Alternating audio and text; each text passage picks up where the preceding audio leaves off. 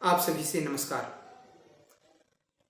आज आपके बीच में टेक्नोलॉजी पर बात करने के लिए आया हूं। यूं तो टेक्नोलॉजी का विकास बहुत तेजी से हो रहा है, लेकिन वर्तमान में हमारे पास जो सामान्य वर्ग के परिवारों के पास टेक्नोलॉजी के नाम पर चीज है वो है टेलीफोन। अब उसका विकसित रूप मोबाइल आ गया है और वो हम सभी के हाथ में आ चुका है। बच्चों के हाथ में भी आ गया है, बड़ों के हाथ में भी आ गया है। एक 9 साल का 10 साल का बच्चा भी मोबाइल चलाता है और एक 30 40 50 60 70 साल का आदमी अथवा कहें वृद्ध भी मोबाइल चलाता है। और 40 50 साल का व्यक्ति कितना ही सोच ले कि मैं 10 15 साल के बच्चे से आगे हूं टेक्नोलॉजी के मामले में, और अगर वो ये सोचता है तो ये उसकी बहुत बड़ी गलतफहमी है।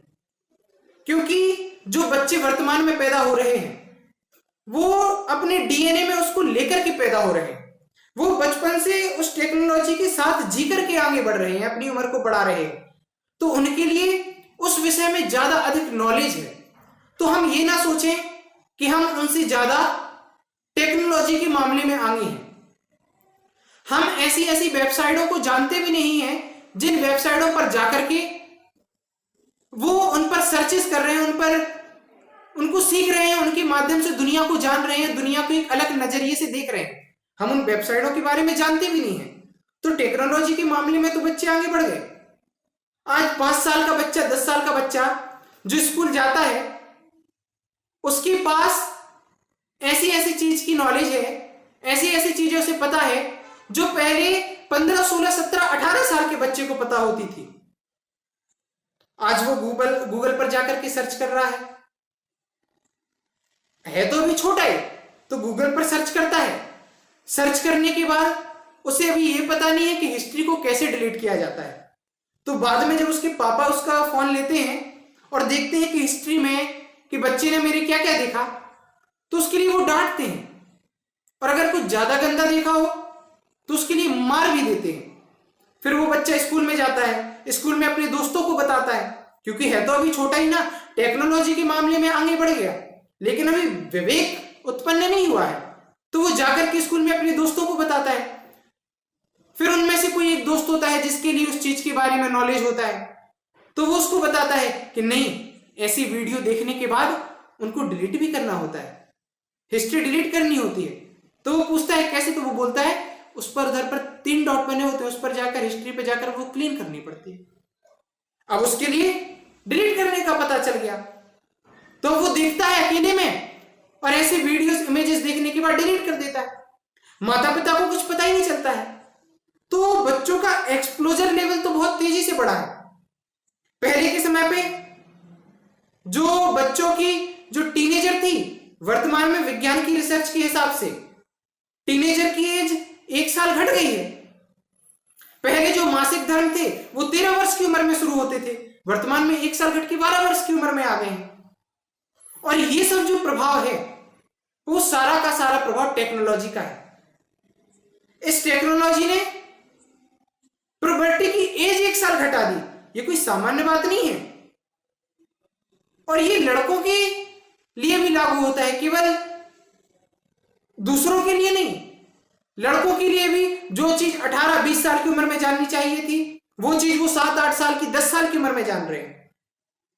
तो टेक्नोलॉजी के प्रभाव से जो बच्चों पर प्रभाव पड़ रहा है वो एक प्रकार से अच्छा भी है, लेकिन अगर हम दूसरे पर्सपेक्टिव से देखें तो ज्यादा हानिकारक है। क्योंकि बच्चे के लिए वो चीज सीखना जो उसके लिए लाभदायक है, वो उस उम्र में निर्णय नहीं कर सकता कि मेरे लिए क्या चीज लाभदायक है और क्या चीज नहीं है। वो तो जो स्क्रीन पर आता है उसके लिए देखता है और फिर उसमें धीरे धीरे उसका इंटरेस्ट डेवलप किया जाता है। अगर किसी बच्चे ने एक रील देखी तो वो रील का टाइमिंग, उसने वो रील कितनी देर देखी और उसका इंटरेस्ट उसमें कितना है, उस टाइमिंग के माध्यम से पता लगा लेते हैं। वो साइबर क्राइम, पहले ठगी होती थी, अब साइबर ठगी होना शुरू हो गई है। आपकी हर एक चीज पर नजर रखी जा रही है टेक्नोलॉजी के माध्यम से। और वो 7 8 साल का 10 साल का बच्चा जो अभी शुरू किया है, जिसने वो उन चीजों को देखता है तो उसमें इंटरेस्ट उत्पन्न होता है उसका, और फिर वो साइबर ठग जो है वो उस पर नजर रखे हुए होते हैं कि इसका इंटरेस्ट और किस किस चीज में है, तो वो उसके लिए उस प्रकार से मैसेजेस भेजते हैं। वो देखते हैं कि इसके लिए व्हाइट रेस पसंद है, या इसके लिए इंडियंस पसंद है, या इसके लिए किसी और देश के लोग पसंद हैं, और देश की लड़कियां पसंद हैं, तो उसके लिए उस प्रकार से वीडियोस और इमेजेस भेजने लगते हैं, और वो धीरे धीरे उनमें आसक्त हो जाता है और अपना जीवन बर्बाद कर लेता है।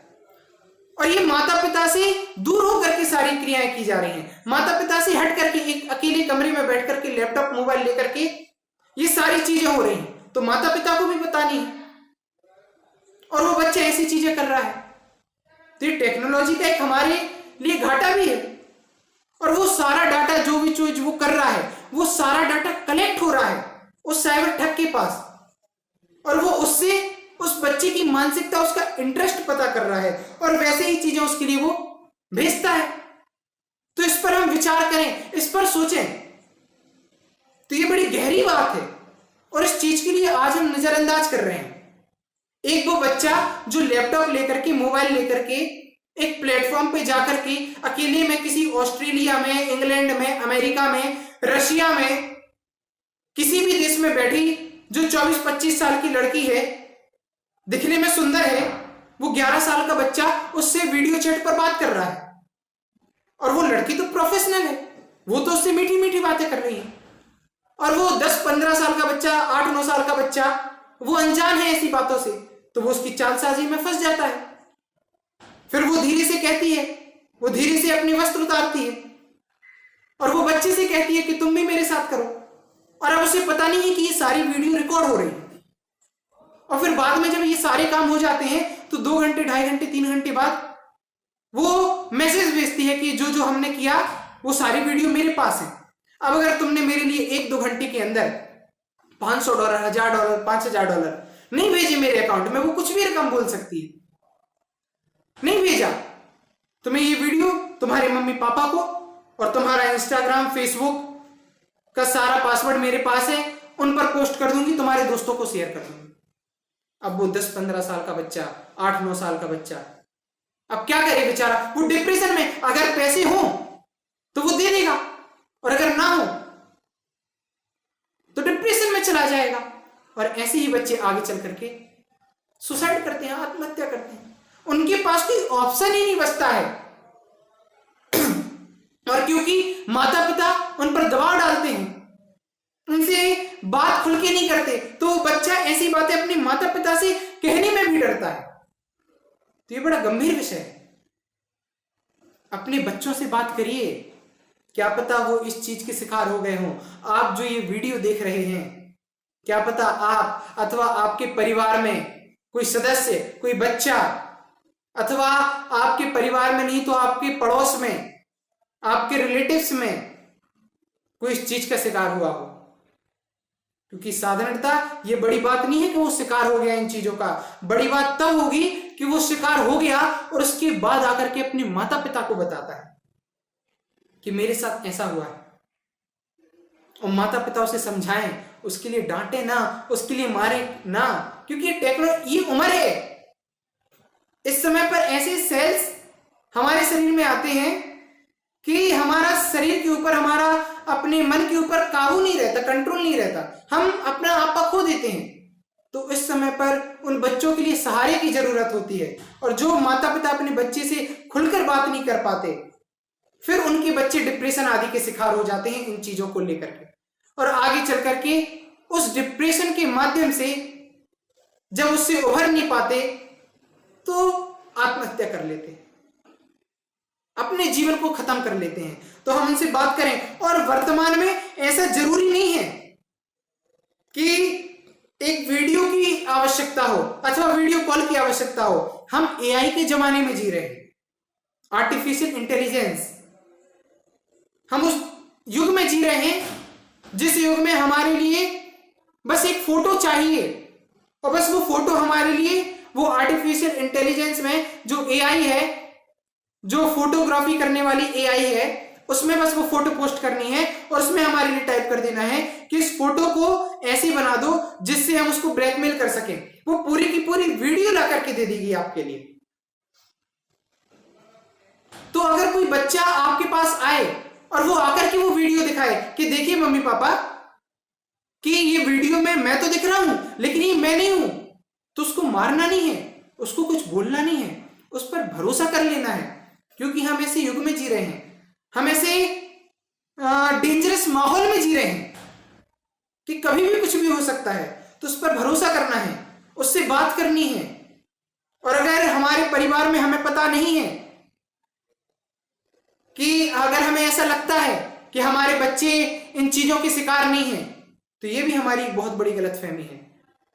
क्या पता वो शिकार हो और हमें बता ना रहे हो डर के माध्यम से, तो उनसे बात करें।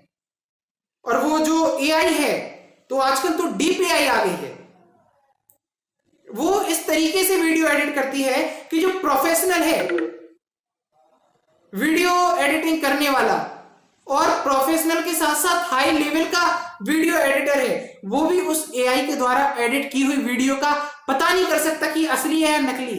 तो अपने बच्चों पर भरोसा करना है। और जो साइबर ठग बैठे हैं उनसे हमें अपने बच्चों को बचाना है। तो जो ये टेक्नोलॉजी के माध्यम से जो बच्चों के लिए हैरेस किया जा रहा है, और इसी को बोलते हैं सेक्सटोरिज्म, ये उसकी डेफिनेशन है।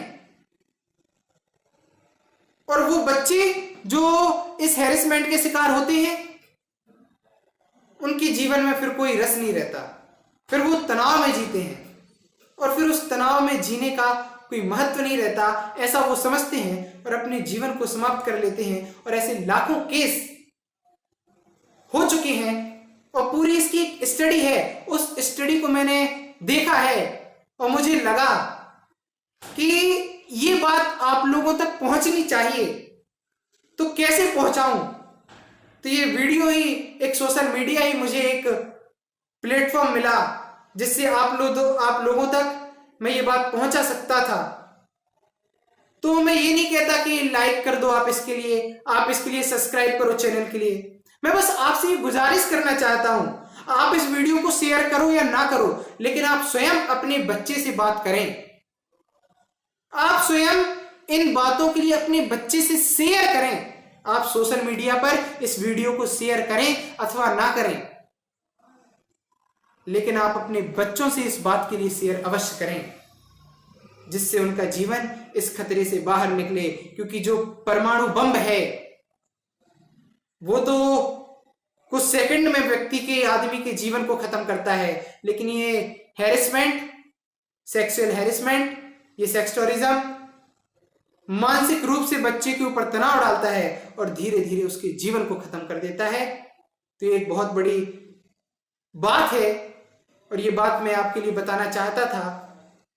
अगर आप इस बात को समझे हों तो अपने बच्चों से जरूर खुल के बात करें, उनसे मित्रवत व्यवहार करें, जिससे उनके जीवन में जो बुरी चीजें, बुरी घटनाएं घट रही हैं वो आपसे आकर के साझा करें और आप एक मित्र बन करके, एक सलाहकार बन करके उनकी मदद करें। यही आपसे कहना चाहता था। आप सभी को नमस्कार।